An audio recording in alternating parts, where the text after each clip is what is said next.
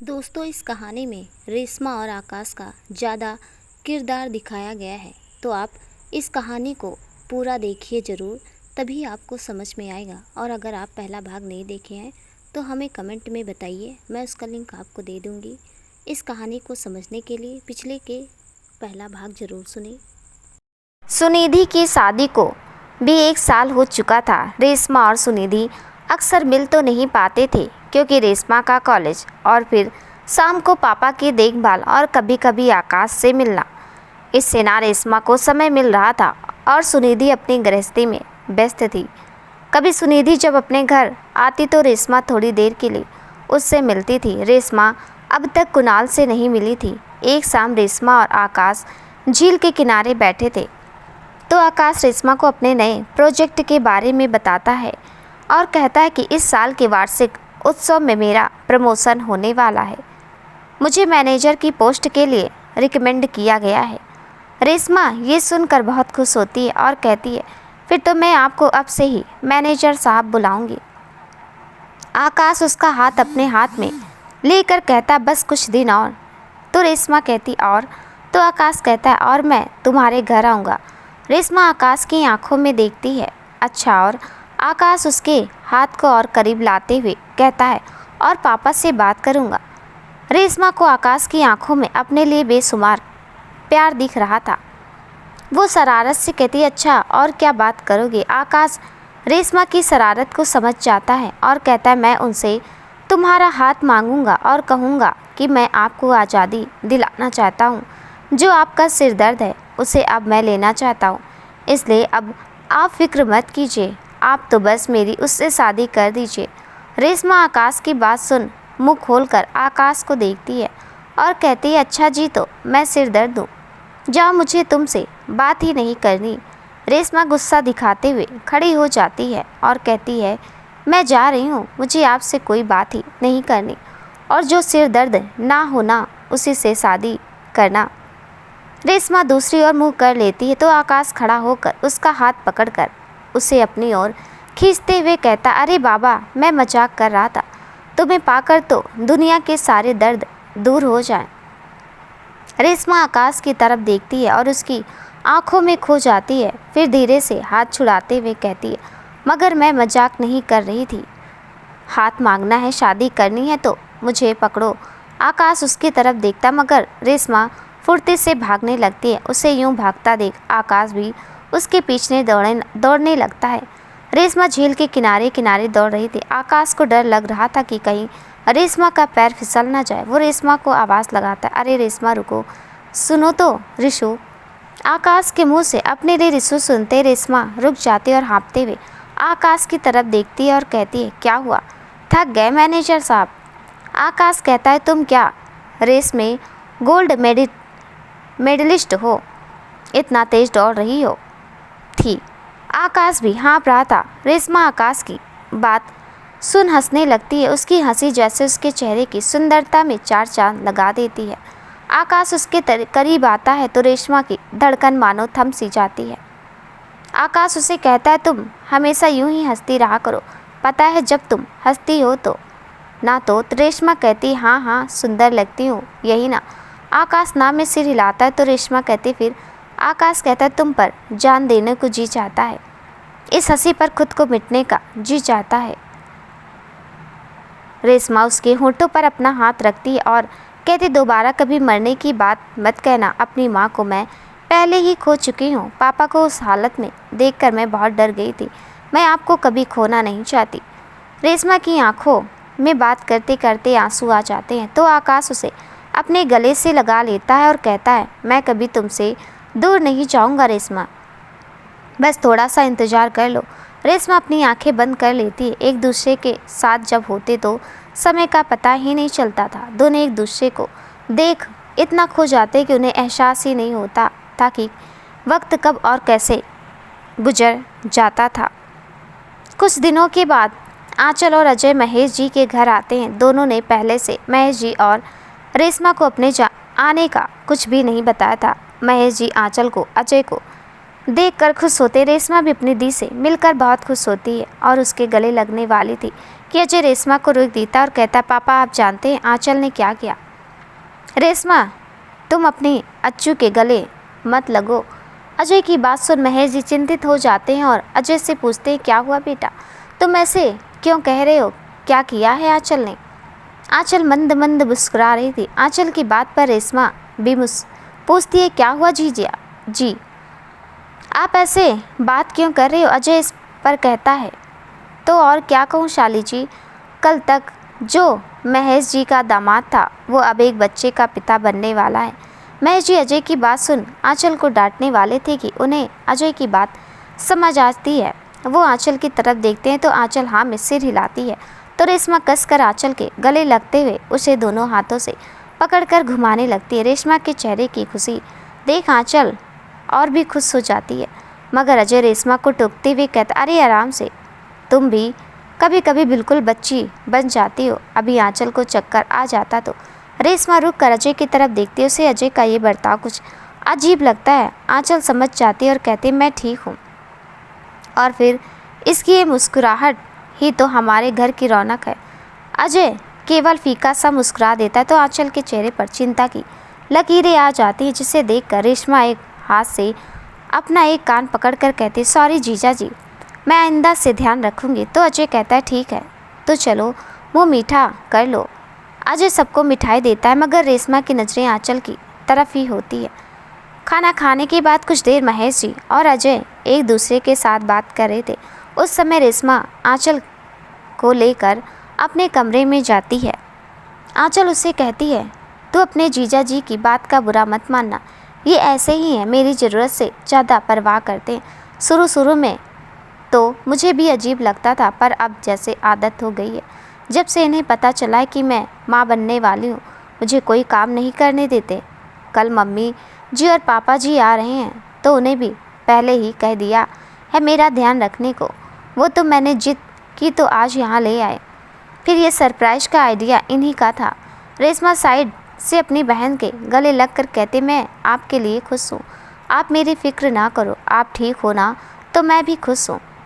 फिर आंचल कहती, वैसे बहुत दिन से मैं तुझसे कुछ पूछना चाहती थी। रेशमा सोचते कि दी कहीं आकाश के बारे में तो नहीं पूछने वाली। रेशमा का अंदाज़ा सही था। आकाश, आंचल उससे बताती है, वैसे तूने कभी अपने उस दोस्त के बारे में बताया नहीं? पापा बता रहे थे, बड़ा ही अच्छा इंसान है। तो रेशमा बात बदलने की कोशिश करते हुए कहती है, अरे दी, मैं ना देखना आने वाले बेबी के लिए कितनी सारी शॉपिंग करने वाली हूँ। मेरे तो पाँव ही नहीं टिक रहे हैं ये सोच कर कि कब वो दिन आएगा। मैं ना बहुत बहुत खुश हूँ। रेशमा अपने दोनों हाथ आगे बढ़ाकर कहती है तो आंचल कहती है, बस बस यार, अभी बहुत समय है। वैसे सच कहूँ तो खुश तो मैं भी हूँ, पर पता नहीं क्यों कभी कभी डर सा लगता है, जैसे अगर मुझे कुछ हो गया तो धीरे जीजा जी का क्या होगा। रेशमा ये सुन अपने हाथ समेटते हुए कहती है, दी, इतने शुभ मौके पर आप ऐसी बातें क्यों कर रहे हो? मुझे समझ नहीं आ रहा, सब लोग ऐसी बातें क्यों कर रहे हो? पहले पापा, फिर आकाश और अब आप भी। आंचल कहती, पता नहीं यार, बस कभी कभी ऐसे ही मन में ख्याल आ जाता है। पर आकाश, उसने क्या कहा? और ये वही दोस्त है ना जिसकी तारीफ पापा करते हैं? ये वही है ना जो उस दिन अस्पताल में आया था? रेशमा अपने दांतों से जीभ को दबाते हुए कहती है, मर गए, खुद ही नाम ले लिया तो अब भुगत।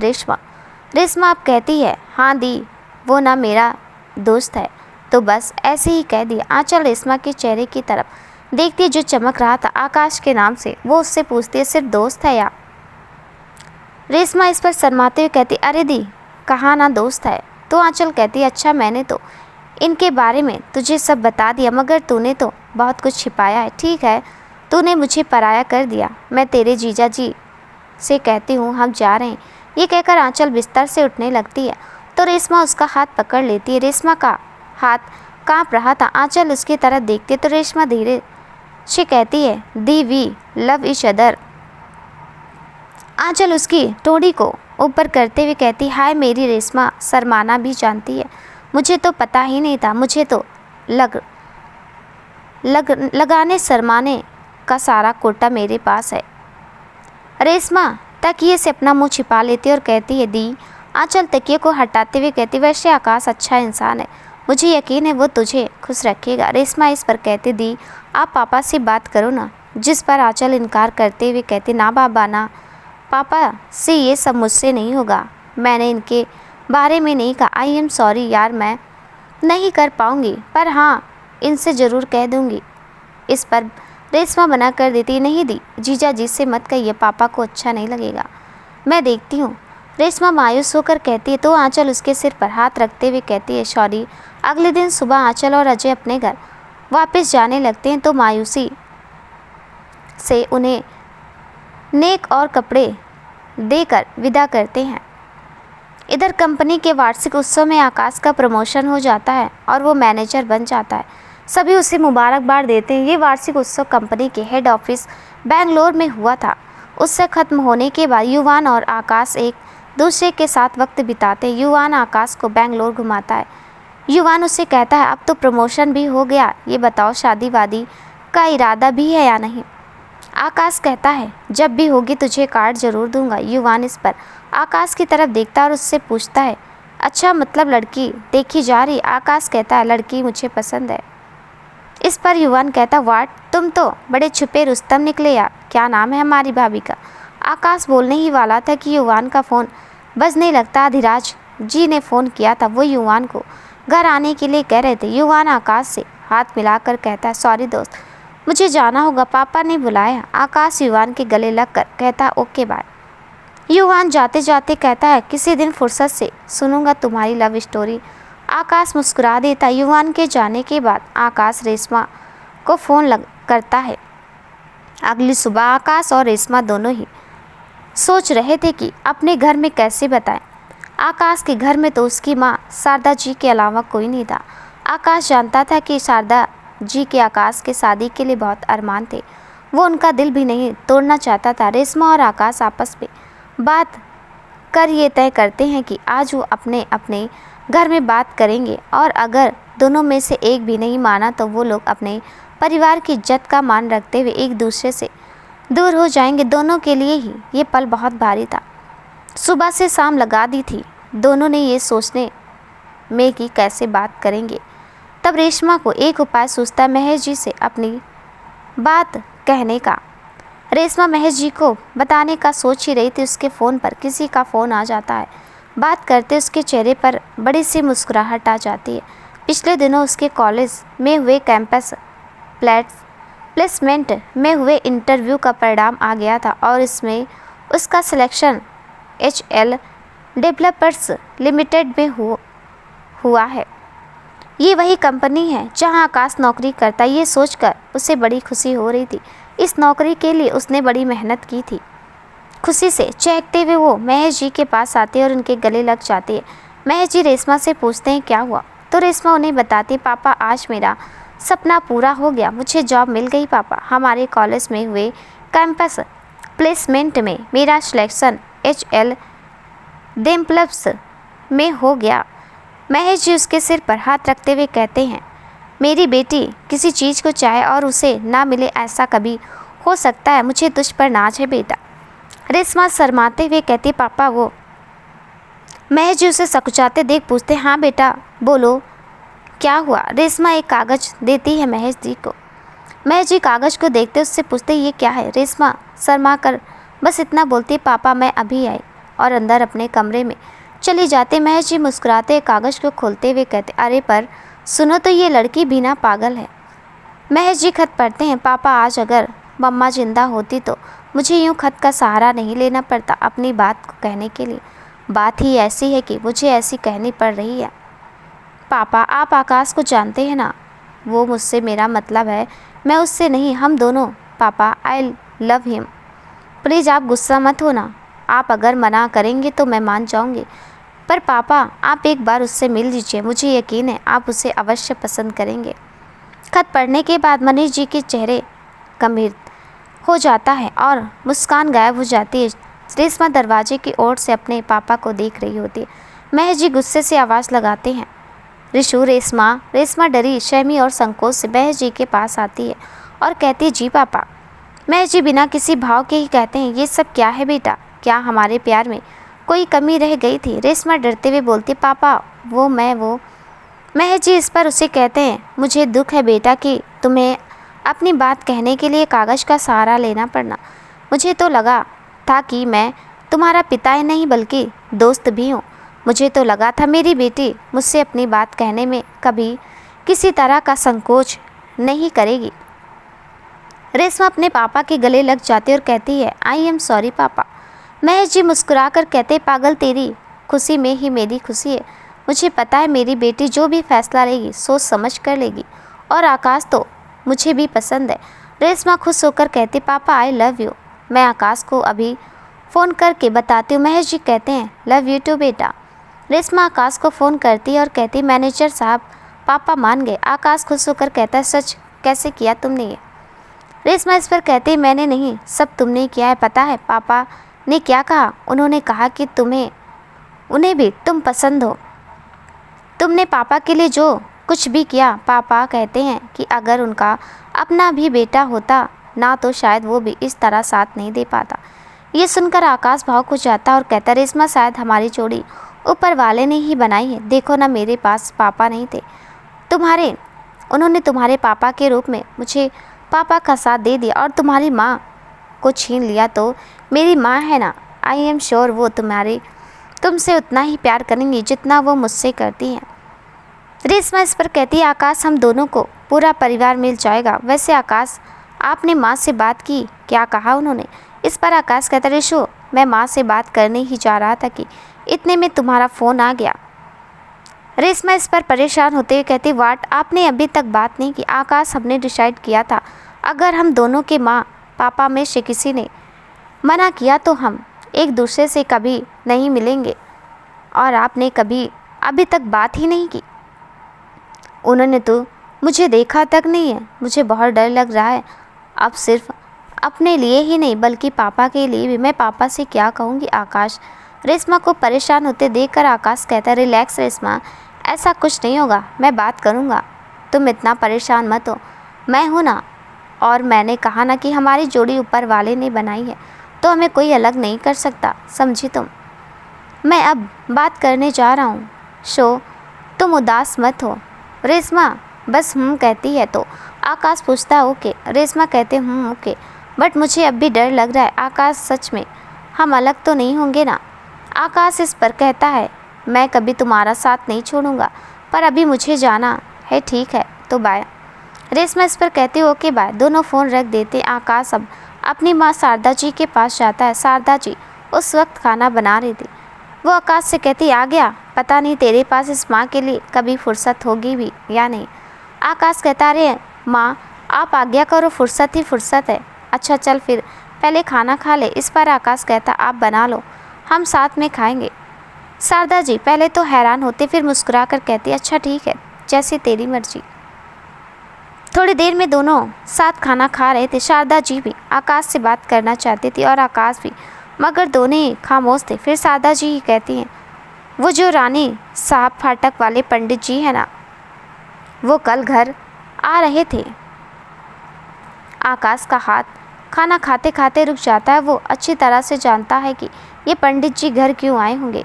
हमेशा तो उसे उनके आने पर क्रोध आता था, मगर इस वक्त उसे क्रोध नहीं बल्कि इस युक्ति सूझ गई थी। शारदा जी उसका हाथ रुक देख कहती हैं, जानती हूँ हर बार की तरह मेरा वही नाटक हो जाएगा। अभी नहीं करनी शादी वादी, 27 साल का हो गया है। अब क्या मेरे जाने का इंतज़ार कर रहा है? मैं पूछती हूँ कि आखिर किस बात का इंतज़ार है तुझे? अब तो मैनेजर भी बन गया है, एक से बढ़कर एक लड़की का रिश्ता लाए हैं चतुर्वेदी दी। इस बार कोई बहाना नहीं सुनूंगी मैं तेरा। आकाश बस खामोश सा उनकी बात को सुन रहा था। उसे खामोश देख शारदा जी कहते, अरे आखिर देखने में हर्ज ही क्या है?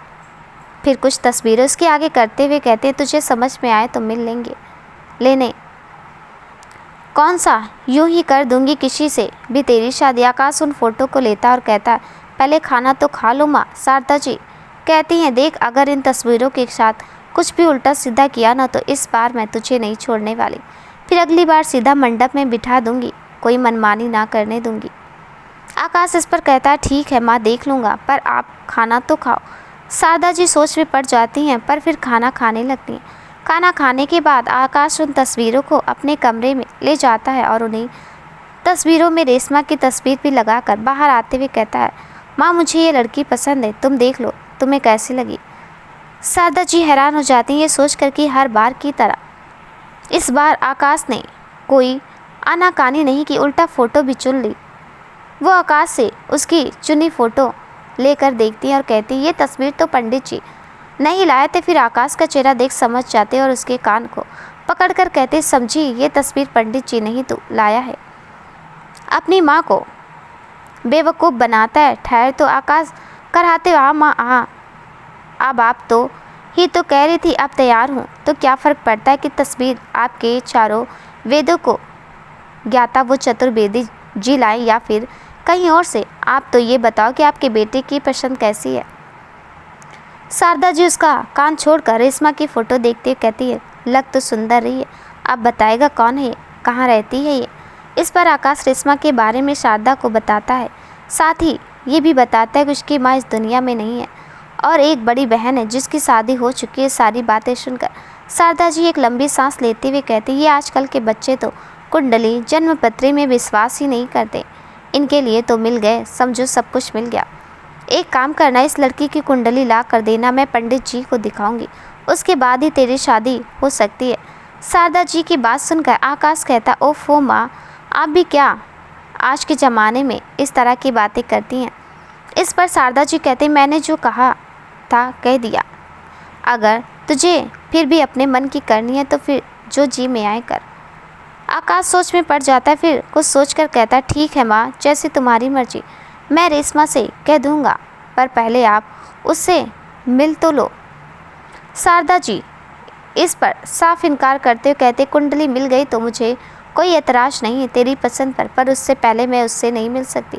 मैं जानती हूँ तो सोच रहा है कि उससे मिलकर मैं अपना इरादा बदल दूँगी, तो ऐसा बिल्कुल नहीं होगा। आकाश मायूस हो जाता है। थोड़ी देर बाद आकाश रेशमा को फ़ोन पर शारदा जी की कई बातें बताता है तो रेशमा भी चिंता में पड़ जाती है। एक तो पहले ही उसका दिल बैठा जा रहा था शारदा जी के फैसले का सोच कर उस पर अब ये कुंडली दिखाना। आकाश उसे उदास समझकर उसे समझाने की कोशिश करते हुए कहता है, तुम चिंता मत करो, उस चतुर्वेदी की कमज़ोर नस को मैं अच्छी तरह से जानता हूँ, उससे क्या कहलवाना है ये मैं देख लूँगा। मगर रेशमा आकाश को रोकते हुए कहते, नहीं आप ऐसा कुछ नहीं करेंगे, हमें आपकी माँ की बात का यूँ अपमान नहीं करना चाहिए। हमने तय किया था ना आकाश कि हम उनका फैसला मानेंगे, तो जो भी हो मुझे फ़ैसला मंजूर होगा, पर माँ को धोखा नहीं दे सकते हम। हमें इस कुंडली पर भले ही विश्वास ना हो, पर आपकी माँ के विश्वास को ठेस पहुँचाने का हमें कोई हक नहीं है। रेशमा के मुंह से ये सब सुन आकाश को अपने फैसले पर नाज होता है कि उसने रेशमा जैसी लड़की से प्यार किया जिसके मन में सबके प्रति इतनी इज्जत और प्यार है। वो कहता है, पंडित जी जो चाहे देखिए, हमारे दिल एक है तो हमारी कुंडली भी अवश्य मिल जाएगी। और फिर मैंने ही तो कहा था ना कि हमारी जोड़ी भगवान ने बनाई, हमारा साथ यहीं तक तो नहीं ही लिखा होगा। आकाश की बातों से रेशमा को हिम्मत मिलती है और वो कह देती, मैं पापा से कहकर कुंडली मेल कर दूंगी। फ़ोन रखते ही रेशमा के माथे पर चिंता की लकीरें साफ दिखाई देती हैं। रेशमा की मेल आती है, आकाश सीधा चतुर्वेदी जी के घर जाता। चतुर्वेदी जी आकाश को देखते ही डर जाते हैं, क्योंकि जितनी बार वो आकाश के सामने उसके घर गए थे आकाश ने हमेशा उन्हें बेइज्जत करके घर से बाहर का रास्ता दिखाया है। वो तो शारदा जी चतुर्वेदी जी की बात कभी नहीं काटती थी और उनसे सलाह लेकर ही काम करती थी। वो उनके बुलावे पर चला जाता था। अब आकाश को अपने घर आता देख वो सोचता है, इस बार क्या करने वाला है आकाश। मगर आकाश आहिस्ता से उनके पास आता है और उनके गले में हाथ डालते हुए कहता है, क्या हाल है पंडित जी। इस पे चतुर्वेदी जी कहते, देखो जजमान, हमें आपकी माँ ने बुलाया तो हम चले गए, अब ये आप जाने और आपकी माँ जाने, हमको मत घसीटिए इसमें, कहेंगे तो अगली बार नहीं जाएंगे। आकाश उनकी बात सुन हंसते हुए कहता, अरे पंडित जी आप तो खामखा डर रहे हैं, मैं तो यहाँ आपसे कुंडली मिलवाने के लिए आया था। चतुर्वेदी जी कहते हैं, क्या कुंडली, किसकी कुंडली। आकाश कुछ कागज़ उसके सामने रखते हुए कहता है, मेरी और इस कन्या की, और देखो कुछ भी गड़बड़ हुई ना तो अंजाम तुम जानते ही हो। पंडित जी रेशमा की कुंडली को देखते हुए सोच में पड़ जाते, फिर वो आकाश की ओर उसकी कुंडली को देखते हैं। फिर वो आकाश की तरफ देखते हुए कहते हैं, मुझे माफ़ करना, मगर इस बारे में तो मैं आपकी माँ को ही बता सकूँगा। आकाश इस पर कहता है, बताना तो आपको पड़ेगा मुझे ही, जल्दी बोलो। इस पर वो कहता है, इस लड़की की ज़िंदगी में बहुत दुख लिखे हैं, इसका हर अपना साथ छोड़ देगा, मगर फिर भी ये लड़ेगी, हिम्मत नहीं हारेगी। जिस घर में ये जाएगी उस घर का भविष्य ही संवर जाएगा। इस पर कहता है, अरे जियो पंडित जी, आज तक की तुम्हारी सारी गलतियाँ माफ़। आज तो ये सुनकर खुश था, मगर पंडित जी के माथे पर चिंता की लकीरें साफ नजर आ रही थी। कुछ था जो पंडित जी आकाश से कहने में संकोच कर रहे थे, मगर आकाश इस तरफ ध्यान ही नहीं देता और अपनी माँ को फ़ोन लगाकर पंडित जी से कहता है, अभी अभी जो कुछ भी तुमने कहा ना वो माँ को कहो। पंडित जी वही बात शारदा जी के सामने दोहराते हैं तो शारदा जी खुश होकर कहती हैं, ठीक है आकाश, हम कल ही उनके घर चलेंगे। आकाश ये सुनकर खुश होते पंडित जी को दक्षिणा देते हुए चला जाता, मगर पंडित जी सोच में डूबे हुए थे। अगले दिन शारदा जी और आकाश महेश जी के घर आते हैं। महेश जी ने आंचल और अजय को भी बुलवाया था। रेशमा से मिलकर शारदा जी खुश होती हैं और कहती हैं, आकाश ने जैसा कहा था उससे कहीं ज़्यादा प्यारी हो तुम। रेशमा शर्मा जाती है। महेश जी और शारदा जी मिलकर रेशमा और आकाश की सगाई की तारीख तय कर देते हैं। 15 दिन बाद की सगाई की तारीख तय हो जाती है। शादी के लिए महेश जी आंचल की डिलीवरी होने के बाद करने की कहते हैं, जिस पे शारदा जी अपनी सहमति देती हैं। महेश जी और आकाश के जाने के बाद आंचल रेशमा से कहती है, शारदा जी कितनी अच्छी है ना, आई एम श्योर तो वहाँ बहुत खुश रहेगी। रेशमा आंचल के गले लग जाती है। खन्ना मेंशन में सुनिधि कुणाल से कहती है कि उसकी तबीयत कुछ दिन से ठीक नहीं लग रही है, उसे चक्कर से भी आते हैं। कुणाल डॉक्टर को घर में ही बुलाता है। डॉक्टर आकर सुनिधि का चेकअप करती हैं और कहती हैं कि घबराने की कोई बात नहीं, आपकी पत्नी माँ बनने वाली है। कुणाल और सुनिधि ये सुनकर बहुत खुश होते हैं। कुणाल बहुत खुश होता है और घर पर सबको बताती है। ये खबर सुनकर घर में भी सभी खुश होते हैं। शिविका सुनिधि से नफरत करती है, पर अपने बुआ बनने की खुशी में वो भी खुश हुए बिना नहीं रह सकती। करण भी बहुत खुश था, आखिर चाचा बनने वाला था वो। उर्मिला जी अखिलेश से कहते शायद सुनिधि के आने वाली संतान शिविका के गुस्से को कम कर सके और वो भी सुनिधि को उसी तरह अपना ले जैसे घर में सबने अपनाया। सुनिधि रेशमा को फ़ोन पर कर बताती तो रेशमा कहती है, क्या बात है वुड मी मदर, ऐसा लग रहा है चारों तरफ खुशियाँ ही खुशियाँ सुनाई दे रही। वो कहते हैं ना, ऊपर वाला जब खुशियाँ देता तो झोली कम पड़ जाती है।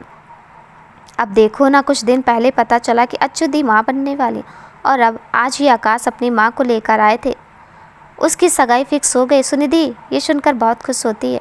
इधर कंपनी के प्रोजेक्ट्स के कारण अधिराज जी और युवान काफ़ी व्यस्त हो चुके थे। युवान कंपनी के हर काम को बारीकी से समझ रहा था। युवान अपनी कंपनी के सिलसिले में एक प्रदर्शनी में कुछ बिल्डिंग्स के मॉडल्स बनाने की तैयारी में लगा हुआ था। ये इत्तेफाक ही था कि आकाश की सगाई के समय ही एग्जीबिशन की तारीख थी। रेशमा को ज्वाइनिंग भी इसी प्रदर्शनी के बाद होनी थी। रेशमा ने अपनी जॉब को लेकर आकाश को अब तक कुछ नहीं बताया था और उसे ऑफिस में ही सरप्राइज देना चाहती थी। अब आकाश के पिता जी तो नहीं थे, इसलिए 2 दिन पहले की छुट्टी के लिए आकाश ने एप्लीकेशन दे दी थी। सगाई के अगले दिन ही आकाश को भी उस प्रदर्शनी में जाना था। ये प्रदर्शनी 10 दिन तक होने वाली थी। सगाई की अंगूठी से लेकर कपड़ों तक की सारी खरीदारी महेश जी, शारदा, रेशमा और आकाश ने एक साथ की थी।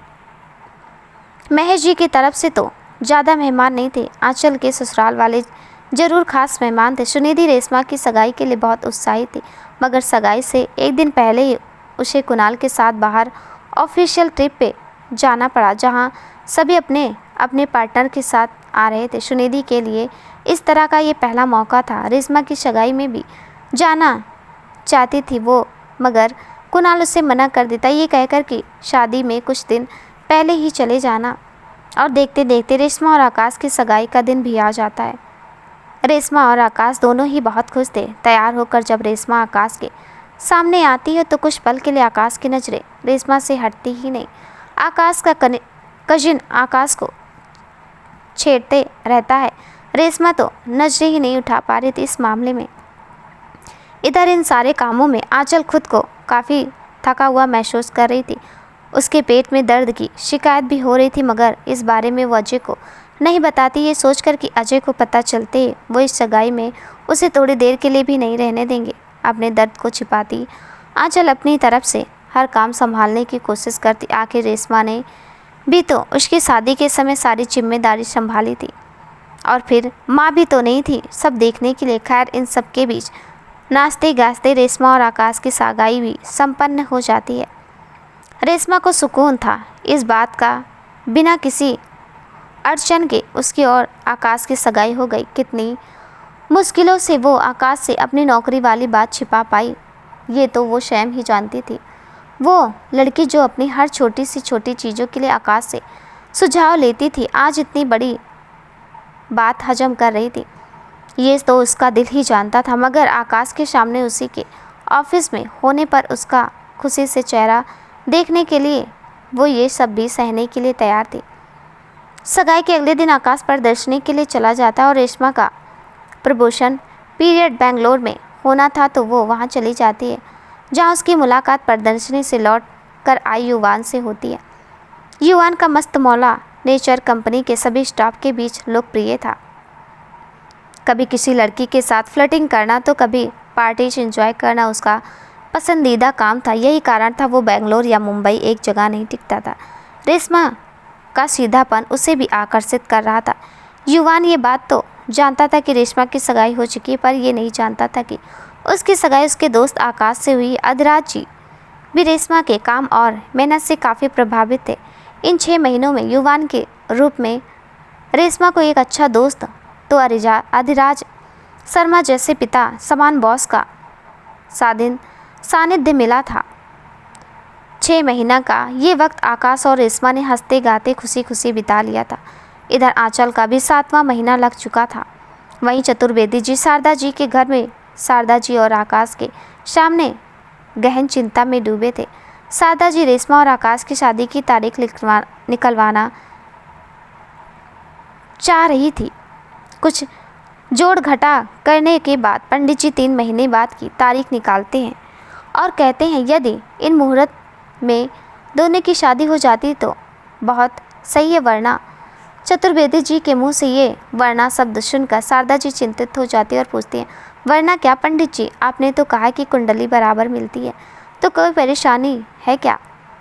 आकाश के माथे पर चिंता की लकीरें उभर जाती, क्योंकि वो अच्छी तरह से जानता है कि शारदा जी के लिए ये सब कितना मायने रखता है। वो दिल की बुरी नहीं है, बस पुरानी परंपराओं में घिरी रहती हैं, और फिर उन्होंने भी तो अपने जीवन में बहुत कुछ सहा है। ऐसे में वो अपने बेटे के भविष्य के लिए किसी भी प्रकार का रिस्क नहीं लेना चाहती थी। ये सब चतुर्वेदी जी की बखूबी समझ रहे थे। वो बस इतना ही कहते हैं कि आकाश को थोड़ा सा संभल कर रहने की ज़रूरत है, इनके ऊपर थोड़ा खतरा है, बस सावधान रहें और किसी भी प्रकार की लंबी दूरी वाली यात्रा से बचे रहें। इस बार अगर ये शादी हो गई फिर खतरा समझो टल गया। पंडित जी की बातों से शारदा जी को काफ़ी बेचैन कर दिया था, और आकाश को अब किसी भी प्रोजेक्ट के लिए बाहर जाने से साफ इनकार कर दिया। आकाश उन्हें समझाने की कोशिश भी करता है कि ये सब कुछ नहीं होता, उसे कुछ नहीं होगा, मगर पंडित जी अपना काम करके चले गए। अब चूँकि ट्रेंड डिपार्टमेंट का मैनेजर था, उसका बाहर आना जाना लगा ही रहता था। ऐसे में अपनी माँ की ये फरमाइश उसे चिंता में डाल रही थी। वो उन्हें अपने काम की दुहाई देता है तो शारदा जी कहते 3 महीने में कोई आफत नहीं आ जाएगी। क्या फ़ायदा ऐसे मैनेजर होने का जो ये 3 महीने में अपनी माँ के हिसाब से नहीं निकाल पाए, और फिर देखा जाए तो 3रे महीने में तो तुम्हें छुट्टी लेनी ही है शादी के लिए। शादी के बाद जहाँ जाना हो चले जाना, पंडित जी ने कहा है तो है। आकाश मन में ही मन पंडित जी को कोस रहा था। प्रोबेशन के बाद के समय के लिए रेशमा ने ऑफिस से पहले ही कह दिया था। उसकी बहन की डिलीवरी के बाद उसकी शादी होगी और उसके बाद ही वो दोबारा ऑफिस ज्वाइन कर सकती है। अधिराज जी उसकी परिस्थिति समझ रहे थे, इसलिए उन्होंने उसे इसकी इजाज़त दे दी थी। इधर आंचल की तबीयत काफ़ी बिगड़ती जा रही थी। शुरू में अजय को ना पता चले इसके जो लापरवाही बरती थी उसका खामियाजा उसे अब भुगतना पड़ रहा था। डॉक्टर ने उसे पूरी आराम की सलाह दी थी। अजय को जब उसकी तबीयत के बारे में पता चलता है तो वो उसे बहुत गुस्सा आता है आंचल पर, मगर अपना गुस्सा वो आंचल पर जाहिर भी नहीं कर पा रहा था। आंचल के माँ बाप महाराष्ट्र के ही गांव में रहते थे। जब उन्हें आंचल की तबीयत का पता चलता है तो वो अजय के पास ही रहने चले आते हैं। महेश जी भी बहुत कहा अजय से कि वो आंचल को उनके पास भेज दे इस समय में, मगर आंचल के इस व्यवहार के कारण अजय महेश जी से साफ इनकार कर देता है। रेशमा सुनिधि से कहकर अपना मन हल्का कर लेती थी। सुनिधि भी इस समय प्रेगनेंसी के दौर से गुजर रही थी, इसलिए वो आंचल की तकलीफ में को समझ सकते थे। सुनिधि की सास उर्मिला जी सुनिधि का ख्याल ध्यान रखती थी। सुनिधि की माँ उसे अपने पास बुलाती तो उर्मिला जी उसे वहाँ भेज देती। सुनिधि इस बार जब मायके आई थी तो रेशमा भी सुनिधि से मिले बिना ही नहीं रह पाई। वो सुनिधि के घर उससे मिलने जाती। इतने लंबे अंतराल के बाद मिली दोनों सहेलियाँ अपने कॉलेज के दिनों को याद करती हैं, ठहाके लगाती हैं। सुनिधि रेशमा से कहती है मेरी शादी के वक्त अंकल जी के हार्ट अटैक की वजह से तू शामिल नहीं हो पाई और तेरी शादी के समय मैं इस अवस्था में हूँ। कितनी अजीब परिस्थिति हुई है ना हम दोनों के साथ। रेशमा उसे मुंह पर तो कह देती है, मगर सुनिधि की कमी अक्सर उसे खलती है। तो अपनी ज़िंदगी के इतने बड़े दिन में वो अपने सबसे अच्छे दोस्त को याद ना कैसे करे। सुनिधि भी उसके मन की स्थिति को अच्छी तरह से समझ रही थी। आखिर उसकी शादी के वक्त भी तो उसके दोस्त उसके साथ नहीं थी, और उसकी शादी तो एक ऐसे इंसान से हो रही थी जो किसी और से प्यार करता था। सुनिधि को सोच में डूबा देख रेशमा उससे कहती है मैं तुझसे कहा था कि जज्बाती हो कर फैसले ले रही है। अब मुझे अपने गलत साबित होने पर खुशी हो रही है। तुझे देखकर ये अंदाज़ा लगाना मुश्किल नहीं है कि तू वहाँ खुश है। सुनिधि बस मुस्कुरा देती और सोचती हाँ कुणाल जी ने उसे वो सारे अधिकार दिए हैं जो एक पत्नी को मिलने चाहिए। उन्होंने कभी उसे ये एहसास नहीं कराया कि उसकी शादी किन परिस्थितियों में हुई, मगर कुणाल जी खुद खुश हैं ये बात वो अब तक नहीं समझ पाई। क्या पहले प्यार को भुलाना इतना आसान होता है क्या? उसने तो अपने जीवन में कुणाल जी के अलावा किसी के बारे में भी नहीं सोचा, इसलिए वो ये सब नहीं जानती। पर क्या अगर कभी रेशमा और आकाश एक दूसरे से अलग हुए तो क्या रेशमा सह सकेगी? ये ख्याल आते ही वो अपराध बोध से ग्रसित हो जाती है कि वो अपने सबसे अच्छे दोस्त के लिए क्या सोच रही थी। बहुत जल्द इन दोनों की शादी होने वाली है। ऐसे में उसके मन में ये विचार आया भी तो क्यों, हे भगवान मुझे माफ़ कर देना और इन दोनों की लाइफ में ऐसा दिन मत लाना जो ये एक दूसरे से अलग हों। सुनिधि को सोच विचार में डूबा देख रेशमा उससे कहती है यहाँ मैं तुझसे मिलने आई हूँ और तू है कि किसी सोच में डूबी हुई है? जीजू की याद आ रही? सुनिधि रेशमा की बात सुनकर मुस्कुरा देती है और कहती है नहीं, मैं बस भगवान से दुआ मांग रही थी तेरी और आकाश जी की जोड़ी हमेशा सही सलामत रहे और मैं तेरी शादी में नहीं रहूँगी, इसके लिए आई एम सॉरी। रेशमा कहती है थैंक्स बट नो सॉरी। अगर तुझे ठीक लगे तो चाहे थोड़ी देर के लिए ही सही आ जाना। सुनिधि हम कह देती है। सुनिधि की अवस्था रेशमा भले प्रकार समझ रही थी। आखिर उसकी अपनी बहन भी तो इसी अवस्था से गुजर रही थी। रेशमा सुनिधि को अपनी जॉब के बारे में बताती है कि उसकी जॉब भी वही लग गई जहाँ आकाश जी कर रहे हैं। उसने अभी तक उन्हें नहीं बताया है वो बेंगलोर में अपना प्रोबेशन भी ख़त्म कर चुकी है। सुनिधि ये सुनकर हैरान होती है। वो रेशमा को समझाते हुए कहती पहले बात अलग थी रेशमा, अब तेरी उनसे सगाई हो चुकी है। तेरा कोई भी फैसला अब सिर्फ तेरा अकेले का नहीं है। तो इतनी बड़ी बात उनसे कैसे छिपा सकती? और एक बार को मान भी लें कि आकाश जी तेरी बात को हल्के में ले लें, पर जितनी सुपरस्टिशन वह हमें तेरी सास है, तुझे लगता है कि वो तेरा ये छिपाना सेंस करेंगी? देख मुझे जो लगा मैंने तुझे बता दिया, आगे तेरी मर्जी। सुनिधि की बात सुन रेशमा सोच में पड़ जाती है। उसे लगता है कि शायद वो बहुत बड़ी गलती कर रही है। वो फैसला करती है कि आकाश को सब कुछ बता देगी। पूरा दिन सुनिधि के साथ बिताने के बाद रेशमा अपने घर को लौट जाती है। सुनिधि की कई बातें उसे बेचैन कर रही थी। उसके मन में एक सवाल था कि क्या सगाई या शादी होने के बाद अपनी मर्जी से एक फ़ैसला भी नहीं ले सकती? क्या उसे हर बात में किसी की इजाज़त लेनी होगी? उसके मन में अब एक अजीब सा डर बैठा था। अच्चू दी के साथ अजय जी का व्यवहार उसे याद आ रहा था। देखा जाए तो आंचल कि शादी होते ही आंचल पर उसके अधिकार सिमट गए थे। आंचल का अपने मायके में रुकना या ना रुकना अजय या अजय के परिवार का फैसला होता था। रेशमा को ये सब सोचकर घुटन सी होने लगी थी। इतने में समय में उसने अब तक इस दिशा में सोचा ही नहीं था कि उसकी पूरी ज़िंदगी बदलने वाली है। रात को जब आकाश का फ़ोन आता है तो वो आकाश से ठीक से तरह से बात नहीं कर पाती। आखिर करती भी तो कैसे? उसका मन तो आसान था। आकाश को समझ आ जाता है कि रेशमा किसी बात से परेशान है। वो रेशमा से पूछता है कि आंचल दी की तबीयत कैसी है अब? रेशमा कहती है पता नहीं, दी को अचानक ही दर्द उठने लगते हैं। डॉक्टर ने उन्हें फुल रेस्ट के लिए कहा है। आकाश उसे कहता है तुम परेशान मत हो, किसी किसी के साथ ऐसा होता है, देखना जब नन्हा मेहमान इस दुनिया में आ जाएगा ना तो सब सही हो जाएगा। रेशमा कहती है आकाश रेशमा से पूछता है क्या बात है, आज तुम कुछ परेशान लग रही हो। रेशमा उसे केवल ये पूछने भर से ही फुट फुट कर रोने लगती। रेशमा का रोना सुन आकाश चिंतित हो जाता है। वो उससे पूछता है क्या हुआ? पापा ठीक हैं। बात क्या है रेशमा? क्या तुमने किसी से कुछ कहा? क्या तुमसे किसी ने कुछ कहा? रेशमा फिर खुद को शांत करते हुए कहती है क्या हमारी ज़िंदगी में सब कुछ बदल जाएगा आकाश? क्या मेरे परिवार वालों का मुझ पर कोई हक नहीं रहेगा? क्या मैं अपनी मर्जी से एक फ़ैसला भी नहीं ले सकती? आकाश कहता है कैसी बातें कर रही हो रेशमा तुम, और किसने कहा तुमसे ये सब? कुछ नहीं बदलेगा, ना हमारा प्यार और ना ही तुम्हारा अधिकार।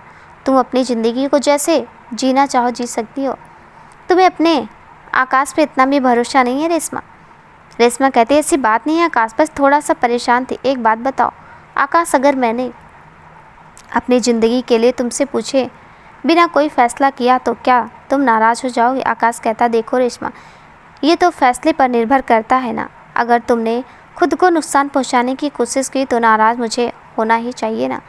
हाँ, अगर तुमने अपने करियर को लेकर, जॉब को लेकर या किसी की मदद के लिए कुछ करती हो तो मुझे तुम पर फ़ख्र होगा, ना कि नाराज़गी। आकाश की बातों ने रेशमा को तसल्ली दे दी थी। रेशमा मुस्कुराकर थैंक यू कहती है। आकाश उसे कहता वैसे मैं देख रहा हूँ आजकल मेरी रिसु कुछ ज़्यादा ही सोचने लगी है। रेशमा हंसते हुए कहती है बस यूँ ही मैनेजर साहब, कभी कभी हो जाता है। आकाश और रेशमा दोनों मुस्कुरा देते हैं। आकाश की बातों ने रेशमा को कुछ हद तक हिम्मत दे दी थी। रेशमा आकाश को अपनी जॉब का फिर नहीं बताती है।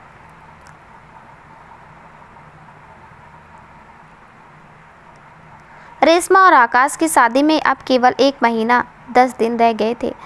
उस दिन रेशमा और महेश जी शादी की तैयारी में व्यस्त थे। आखिर अब तो आंचल की तबीयत की वजह से नहीं आ पा रही थी। कुछ ही दिन तो रह गए थे उसकी डिलीवरी को। महेश जी ने शारदा जी से शादी की तारीख आगे बढ़वाने की बात कही, पर पंडित जी की बात का हवाला देते हुए उन्होंने साफ इनकार कर दिया। उसी शाम को अजय जी का फ़ोन महेश जी के पास आता है। आंचल की तबीयत बहुत ख़राब थी, उसे अस्पताल ले जाया जा रहा था। महेश जी ये सुनते रेशमा के साथ हॉस्पिटल के लिए निकल गए। इस आनन फानन में रेशमा अपना फ़ोन घर पर ही भूल गई। डॉक्टर ने आंचल का तुरंत ऑपरेशन करने की बात कही। अजय काफ़ी घबरा गया था। अजय के माता पिता अजय को सब ठीक हो जाने का दिलासा देते हैं। अस्पताल में सभी चिंतित थे। महेश जी और रेशमा भगवान से प्रार्थना किए जा रहे थे आंचल और उसके बच्चे की सलामती के लिए। मगर कहते हैं ना, ईश्वर की मर्जी के आगे कुछ नहीं होता। आंचल अपनी बेटी को जन्म देती उसी भगवान को प्यारी हो जाती जिसके आगे बाहर बैठा हर शख्स उसकी सलामती की दुआ मांग रहा था। बच्चे के आने की खुशी मातम में तब्दील हो गई थी। इस हर शख्स की आंखों में तो आंसू थे।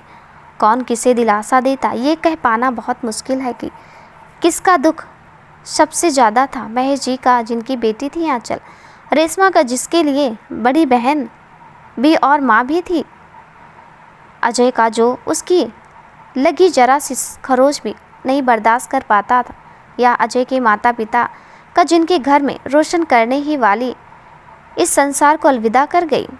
इन सब ने तो फिर भी अपने अपने हिस्से की ज़िंदगी को उसके साथ जिया था। यादों का ढेर था इनके पास, पर वो मासूम बच्ची तो अभी इस दुनिया में आई है। उसने तो अभी ठीक से अपनी माँ की अपनी आंखें भी नहीं खोली। क्या उसका दुख इन सब के दुखों से कम है? पूरे परिवार में किसी ने भी इस और ध्यान नहीं दिया कि वो दिखती कैसी है। रेशमा डॉक्टर से इजाज़त लेकर उस बच्ची को गोद में लेती है। उस बच्ची को अपनी बड़ी बहन को खोजती है, वो उसे दुलारने लग जाती है। रेशमा सबसे कहती है, कहीं नहीं गई मेरी अच्छू दी, वो यही है हम सबके बीच इस बच्ची के रूप में। ये मेरी अच्छू दी है, मुन्नी है। अजय उस बच्ची का चेहरा भी नहीं देखता, मगर महेश जी रेशमा की गोद से उस बच्ची को लेकर उससे प्यार करते हैं।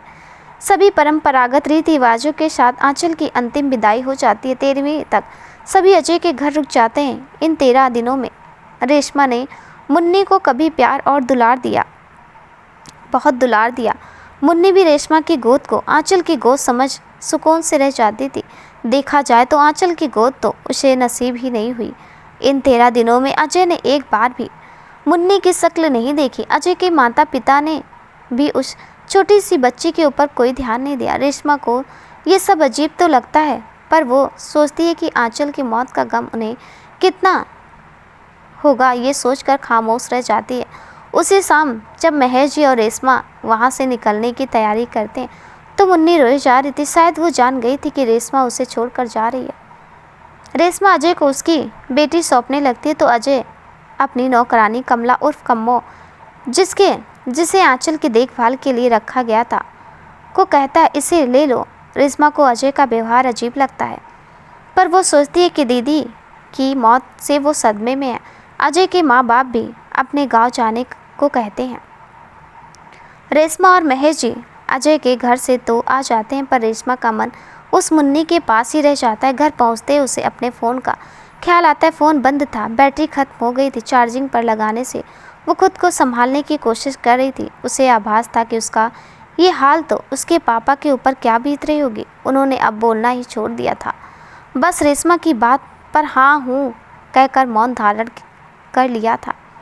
जैसे रेशमा फ़ोन ऑन करती है तो देखती है आकाश की ढेरों मिस्ड कॉल थी। वो आकाश को फ़ोन करती है तो आकाश घबराकर उसका फ़ोन उठाते हुए चिंतित स्वर में उससे पूछता है कि कहाँ चली गई थी तुम, कितने फ़ोन किए, तुम्हारे घर भी गया, वहाँ पता चला पापा भी घर पर नहीं है, पड़ोसियों को भी कुछ पता नहीं था। रोते रोते रेशमा कहती, आकाश जी अब दी नहीं रही।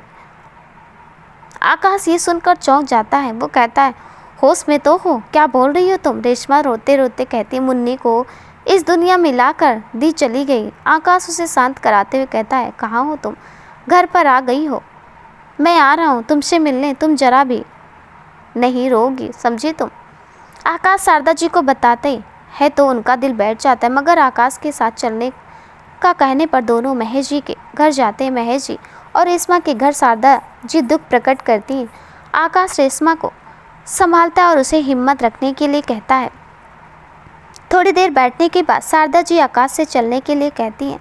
जाते जाते महेश जी बड़े विश्वास के साथ शारदा जी की तरफ देखते हैं तो शारदा जी कहते हैं, भाई साहब हम आपका दुख समझ सकते हैं, मगर आप भी हमारी मजबूरी समझिए। पंडित जी ने कहा कि यदि ये शादी सही समय पर नहीं हुई तो और भी अनर्थ हो सकता है, इसलिए आपसे विनती करती हूँ कि आप मेरी परेशानी समझने की कोशिश करेंगे। आकाश शारदा जी से कहता है, माँ ये आप क्या कह रही हैं। शारदा जी आकाश को आंख दिखाती हैं तो आकाश नजरें नीचे कर लेता है। महेश जी शारदा जी के सामने अपने हाथ जोड़कर कहते हैं, आप जैसा कहेंगी वैसा ही होगा। शारदा जी इस पर कहती हैं, अच्छा तो अब हमें आज्ञा दीजिए। वो क्या है ना, वक्त बहुत कम है और काम ज़्यादा। महेश जी सिर हिलाते हैं तो रेशमा चाह कर भी कुछ नहीं कह पाती और ना ही कुछ कर पाती हैं। घर पहुंचने के बाद आकाश शारदा जी से कहता है, माँ क्या ज़रूरत थी आपको शादी की बात आज छेड़ने की, पापा के ऊपर क्या बीत रही होगी। अभी अभी अपनी बेटी को खोने के दुख से बाहर नहीं निकले शायद। जी दी इस पर कहती हैं, शारदा जी इस पर कहती हैं, तो क्या गलत किया मैंने, तुम्हें याद नहीं है पंडित जी ने क्या कहा उनके पास, तो फिर भी रेशमा है मेरे पास, तुम्हारे अलावा कौन है। तुम्हें कुछ हो गया तो सोचा है मुझ पर क्या बीतेगी। आकाश कहता है, माँ आप भी किसकी बातों को दिल से लगा बैठी हैं, कुछ होना होता तो क्या कोई उसे रोक सकता है। अजय जीजा जी आंचल दी का ख्याल नहीं रखते थे क्या, चली गई ना वो सबको छोड़कर, और पापा क्या आप उन्हें जाने से रोक पाई। शारदा जी इस पर कहती हैं, ये शादी तुम अपनी मर्जी से कर रहे हो, मैंने विरोध किया तुम्हें, मुझ पर विश्वास नहीं, मेरी बात तुम्हारे लिए कोई माने नहीं तो जाओ, जो जी में आए करो, जब मर्जी हो शादी करो, ना मर्जी हो तो मत करो। ये कहते शारदा जी अपने कमरे में चली जाती है। आकाश निराश सा वहाँ खड़ा रह जाता है। अपनी माँ से और रेशमा दोनों से ही बेहद प्यार करता है वो। किसी का भी दिल नहीं दुखाना चाहता, मगर ऐसा करने में सबसे ज़्यादा दिल तो उसी का दुखता है। अगले दिन जब आकाश रेशमा को फ़ोन करता है तो उसे कहता है कि उसने माँ को समझाने की बहुत कोशिश की, मगर वो अपनी जिद पर टिकी हुई है। रेशमा उन्हें कहती हैं हमें उनकी बात का मान रख लेना चाहिए, उनका डर जायज़ है। आकाश मैं तैयार हूँ, रेशमा इतना बोलकर फ़ोन काट देती है। आकाश शारदा जी से कह देता है कि वो वैसा ही करेगा जैसा वो कहती हैं। आकाश के घर पर धूमधाम से शादी की तैयारी चल रही थी। आकाश और शारदा जी के नाते रिश्तेदार भी आना शुरू हो गए थे। आकाश इन सब के बावजूद भी दिल से खुश नहीं हो पा रहा था, और यही हाल रेशमा का भी था। अपने पापा की चिंता उसे दिन रात खाए जा रहे थे, ऊपर से मुन्नी की याद भी उसे सताए जा रही थी। रेशमा के पड़ोस में रहने वाली शालू भाभी रेशमा को दिलासा देती रहती थी कि सब ठीक हो जाएगा। शादी के ठीक 2 दिन पहले कमला रेशमा को फ़ोन करती। कमला काफ़ी घबराई हुई थी। रेशमा उसकी आवाज़ सुन उससे पूछती है क्या हुआ कम्मो, मुन्नी ठीक तो है ना? कम्मो घबराई आवाज़ में रेशमा से कहती है जी आप जल्दी से यहाँ आ जाइए, मुन्नी की तबीयत बहुत ख़राब है। रेशमा परेशान होकर कम्मो से पूछती है पर जीजा जी कहाँ हैं? कम्मो इस पर कहते हैं उनका होना या ना होना एक बराबर है, आप बस यहाँ आ जाइए। जी हम आपको सब बताते हैं। रेशमा बच्ची के मुँह में आकर बिना किसी को बताए वहाँ से चली जाती है। उसे यूँ हड़बड़ी में महेश जी जाता देख उसके पीछे जाते। रेशमा जैसी अजय के घर जाती है और मुन्नी को छूते है तो देखती है बच्ची को बहुत तेज बुखार था। रेशमा कम्मो से अजय के बारे में पूछती है। कम्मो इस पर रेशमा को बताती है कि साहब अपनी बेटी को ठीक से देखी भी नहीं है। वो उसे मनहूस समझते हैं, सोचते हैं कि उसी की वजह से आंचल जीजी इस दुनिया में नहीं है। ये बच्ची का तो कोई नहीं रहा, बस शराब को ही अपनी ज़िंदगी का सहारा बना लिए हैं वो। जीजी तुम इसको ले जाओ, हमसे ये सब नहीं देखा जाता। रेशमा की आंखों में आंसू आ जाते हैं। अजय घर आता तो रेशमा उससे कहती ये सब क्या है? जीजा जी मुन्नी की तबीयत ख़राब है, आप उसे डॉक्टर के पास ले जाइए। अजय उल्टा रेशमा से ही सवाल करता है कि रेशमा तुम यहाँ, तुम्हारी तो परसों शादी है, तुम यहाँ क्या कर रही हो? रेशमा हैरान सी होकर कहती मैं मुन्नी की बात कर रही हूँ आपसे। अजय फिर सवाल कहता है तुमने घर में तो बताया है ना? अरे भाई इकलौती शाली की शादी है, मैं कैसे नहीं आऊँगा, तुम जाओ मैं आऊँगा। तुम्हें पता है तुम्हारी अच्छू दी ने कपड़े भी बनवा दिए हैं, बहुत उतावली थी वो तुम्हारी शादी के लिए, कहती थी कि उसकी इकलौती बहन की शादी है, वो जी भर कर के खर्चा करेगी और मैं भी उसे ना रोकूं। डांस का स्टेप भी सीखा था उसने, कह रही थी हम दोनों कपल डांस करेंगे। सुनकर रेशमा की आंखों में आंसू आ रहे थे। वो चीखती है और कहती जीजा जी मुन्नी बीमार है, वो मर जाएगी ऐसे। अजय एकदम से चीखते हुए कहता है मरी तो नहीं ना, तुम भी इस मनहूस से दूर रहो, पैदा होती अपनी माँ को खा गई, ये इससे अच्छा होता अगर ये। महेश जी भी तब तक वहाँ पहुँच जाते हैं और कहते हैं अजय खबरदार, जो एक लफ्ज़ भी अपने मुंह से निकाला तो मैं भूल जाऊँगा कि तुम मेरे दामाद हो। रेशमा महेश के गले लगती है और कहती है पापा। रेशमा रो रही होती है। उसके बाद महेश और रेशमा उस बच्ची को घर ले आते हैं। रेशमा उसे अपने साथ रख कर कहती है महेश जी आकाश के बारे में सोचते हैं इस सब के बीच वो आकाश से बात ही नहीं कर पाए। रात ऐसे ही गुजर जाती है। अगली सुबह रेशमा आकाश को फ़ोन मिलाती है पर शादी की तैयारियों के चक्कर में उसकी बात उससे नहीं हो पाती है। आकाश की चचेरी में मेरी बहनें आकाश को छेड़ते हुए कहते भैया कल तो आपकी शादी है, अब तो भाभी जी से कल ही बात करना, और आकाश को फ़ोन ले लेती है। आकाश परेशान हो जाता है रेशमा के बारे में सोच कर। इधर रेशमा के मन में सुनिधि की कई बातें और शारदा जी का व्यवहार घूम रहा था। वो शारदा जी को फ़ोन करती है मगर वो भी बस उसे कुछ हिदायतें दे उससे बात सुने बिना ही व्यस्त होने का फ़ोन रख देती हैं। रेशमा बहुत बेचैन थी। इस वक्त शाम को रेशमा फिर से फ़ोन मिलाती है। आकाश के फ़ोन उठाते रेशमा उसे कहते हेलो आकाश मुझे तुमसे कुछ बात करनी। आकाश उसे कहता हाँ रेशमा बात करेंगे ना, कल आ रहा हूँ मैं बारात लेकर, सुनो मेरा दोस्त अपने परिवार के साथ यहाँ आ रहा है, मैं उसी को लेने जा रहा हूँ, मैं रात को बात करता हूँ ना। रेशमा फिर आवाज़ देती हुई कहती है, आकाश मेरी बात तो सुनो। आकाश उसे कहता है, रेशमा अभी नेटवर्क कम आ रहा है, मैं करता हूँ फ़ोन। फ़ोन कट जाता है। रेशमा बोलती रह जाती, हेलो आकाश आकाश। रेशमा हताश होकर फ़ोन रखती। रात को उसका फ़ोन बजता है। रेशमा फ़ोन उठाकर बोलती, हेलो आकाश। कॉल पे उससे कहता, हेलो मैडम, जिनका ये फ़ोन है उनकी गाड़ी का हाईवे पे एक्सीडेंट हो गया। रेशमा के पैरों से ज़मीन खिसक जाती है। महर जी को जब ये पता चलता है तो पुलिस के साथ वो एक्सीडेंट वाले जगह पर जाते हैं। उन्हें आकाश का कुछ पता नहीं चलता। स्थानीय लोग बताते हैं कि गाड़ी खाई में गिर गई है तो किसी का भी बचना नामुमकिन है। उन्हें आकाश की बॉडी नहीं मिलती। पुलिस भी तलाश कर उन्हें मृत घोषित कर देती है। 4 साल बाद बेंगलोर में सावन का महीना, सुबह सुबह ही बारिश होने लगी थी। रेशमा बिस्तर से उठती है और अपने पास लेटी बच्ची के सिर पर प्यार से हाथ रखती है तो उसकी आंखें खुल जाती। वो रेशमा से कहते, गुड मॉर्निंग मम्मा। रेशमा उसे गाल पर किस करते हुए कहती, गुड मॉर्निंग आसी, स्कूल जाना है आपको, चलो अब उठ जाओ। आसी बड़े प्यार से कहते, ओके मम्मा। रेशमा उठ रही थी कि आसी उनका हाथ पकड़कर कहती, मम्मा आप ठीक हो। रेशमा इस पर कहती है, जिसके पास आप जैसी प्यारी बेटी हो वो तो अच्छी होगी ना। डोंट वरी मम्मा, बिल्कुल ठीक हो।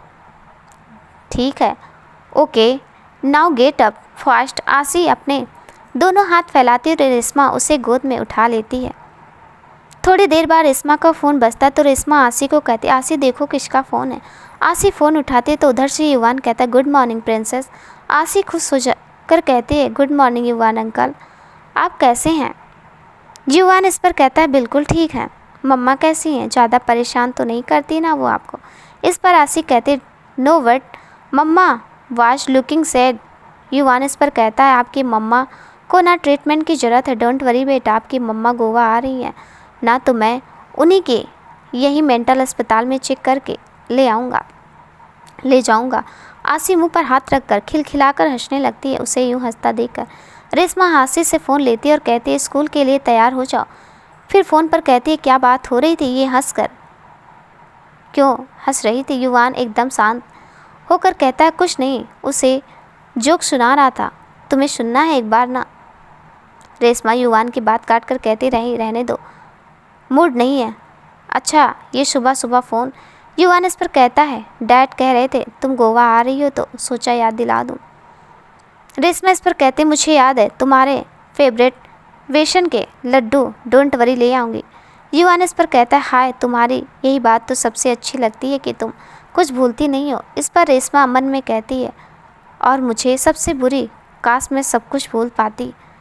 युवान इस पर कहता है, अब तुम फिर से कुछ सोचने मत लग जाना। अच्छा चलो अब मैं साइड पे जा रहा हूँ, सी यू सुन। रेशमा मुस्कुराकर कहती है, ओके बाय। फ़ोन रखते ही रेशमा वापस रसोई की तरफ जाती है जहाँ देशना रेशमा की मेट खाना बना रही थी। आशी के लिए कैसे बनाना है सब उसे बता रही थी। इस पर देशना कहती है, दीदी पिछले 4 साल से मैं यहाँ हूँ पर ये एक चीज़ कभी नहीं बदली, आप हमेशा की तरह आशी के लिए ब्रेकफास्ट कैसा बनाना है, उसे क्या पसंद है, ये सब बताती हैं। रेशमा कहती है, अब मेरे पास उसके अलावा है ही कौन, उसके लिए नहीं करूँगी तो किसके लिए करूँगी। देशना इस पर कहती है, ठीक कहा दीदी आपने। ये तो रेशमा इस पर कहती है, चल अब बोलती है ही रहेगी या जल्दी जल्दी हाथ भी चलाएगी। देशना हाँ कहती है। तभी गेट खटखटाने की आवाज़ आती है तो रेशमा कहती है, मैं देखती हूँ, तुम ये मिल्क शेक तैयार कर लो। देशना इस पर कहते, जी दीदी, वैसे हमें पता है कौन होगा, अनु दीदी ही होंगी, इस वक्त ज़्यादातर वही आती हैं। रेशमा बिना जवाब दिए दरवाज़ा खोलती तो वाकई में अनु ही थी। अनु के हाथ में बहुत सारे पोली बैग थे। वो रेशमा के गले लगती है तो रेशमा को बड़ा ही सुकून मिलता है। रेशमा और अनु अंदर जाती हैं। रेशमा उसके पास इतना सारा सामान देखकर उससे पूछती है, सुबह सुबह इतना सारा सामान कहाँ लेकर जा रही है। इस पर अनु कहते, तेरे लिए लाई हूँ, शाम को तू गोवा जा रही है तो सोचा तुझे ये सब देते हुए ऑफिस के लिए निकल जाऊँ। अब शाम को तू घर आएगी पर तब सब पैक कैसे करेगी, इसलिए अभी ले आई। रेशमा इस पर कहती है, क्या ज़रूरत है इसकी, मैं सिर्फ 3 दिनों के लिए जा रही हूँ, कोई बसने ने रेशमा सामान को देखते हुए कहती है, जिससे अनु कुछ कपड़े खाने पीने का सामान लेकर आई थी। इस पर अनु कहती है, जब मैं पहली बार घर से जा रही थी तो मेरे लिए भी किसी ने ही बहुत सारा सामान लिया था। तब जितनी खुशी मिली थी ना, उससे कहीं ज़्यादा आज मिल रही है। और तब मैंने कोई नाटक नहीं किया, तो अब तुझे भी नहीं करना चाहिए। रेशमा, ओके बाबा, तुझसे भला बहस कोई कभी कर जीत पाया है जो मैं जीतूंगी। अनु इस पर इतराते हुए कहती है, वो तो है। अभी आशी तैयार होकर आती है और अनु के गले लगकर कहती है, अनु आंटी। रेशमा इस पर कहती है, आशी तुझे देखकर कितनी खुश होती है ना, कि मुझे चिंता ही नहीं है कि उसे तेरे पास छोड़कर जा रही हूँ। अनु कहती है, आशी है ही इतनी प्यारी, भला ऐसी लड़की से कोई अलग रह सकता है क्या। रेशमा सोचने लगती है कि हाँ, होते हैं ऐसे भी कुछ लोग। अनु उसके सामने चुटकी बजाते हुए कहती है, ओए कहाँ खो गई तो सुन, मैं क्या कह रही थी, मैं ऑफिस जाते हुए आशी को स्कूल छोड़ दूँगी। रेशमा ठीक है तो कह देती है, पर आशी के लिए सब कुछ करना उसे सबसे अच्छा लगता है। आशी का टिफ़िन पैक करना, उसे स्कूल ले जाना, उसका होमवर्क कराना, ये सब उसे जिम्मेदारी का एहसास नहीं बल्कि खुशी देता है। मगर 3 दिन के लिए जा रही, ये सब अनु को ही तो करना होगा। ये सोचकर वो उदास हो जाती है। तब तक देशना उन सब के लिए नाश्ता लेकर आती है और अनु से कहती, दीदी मैंने तो पहले ही बता दिया था कि इस वक्त आपके अलावा और कोई हो ही नहीं सकता। सच में दी आप आ जाते हो ना, तो रेशमा दीदी के चेहरे पर भी स्माइल आ जाती है। अनु देशना के कंधे पर हाथ रखते हुए कहती है, अच्छा और तुझे दुख होता है। देशना इस पर कहती है, नहीं दीदी, सच पूछो तो हमको भी बहुत अच्छा लगता है। अनु इस पर कहती है, हो गया तेरा या अभी बाकी है। देशना इस पर कहती है, मैं किचन की साफ़ सफाई करने चाहती हूँ। देशना चली जाती है तो अनु रेशमा से कहती है, कितना बोलती है ये, कैसे झेलती है तो इसे। रेशमा कहती है, खामोशी से बेहतर ही होती है ये आवाज़ें। अनु रेशमा की तरफ देखती है और उसके हाथ पर हाथ रखते हुए कहती है, हाँ और तू चिंता मत कर, मैं आशी का पूरा ख्याल रखूँगी। रेशमा इस पर कहती, मैं जानती हूँ इस पराए शहर में तेरा भरोसा काफ़ी है मेरे लिए। अनु नाश्ता फिनिश कर आशी से कहती है, चले बेटा, वरना आज फिर अनु आंटी को बॉस से डांट पड़ने वाली है। आशी खिलखिलाकर हंसने लगती है। आशी अनु का हाथ पकड़कर जाने लगती तो रेशमा उसे जाते देखती है। आशी दौड़ कर वापस आती और रेशमा के गाल पर किस करते हुए कहती है, बाय मम्मा, अपना ख्याल रखना और ज़्यादा सोचना मत। रेशमा उसे बाय कहती है तो अनु ये देखकर मुस्कुराने लगती है। अनु को स्कूल छोड़कर अनु भी ऑफिस के लिए निकल चली जाती है। रेशमा खिड़की से बाहर की तरफ देखती है।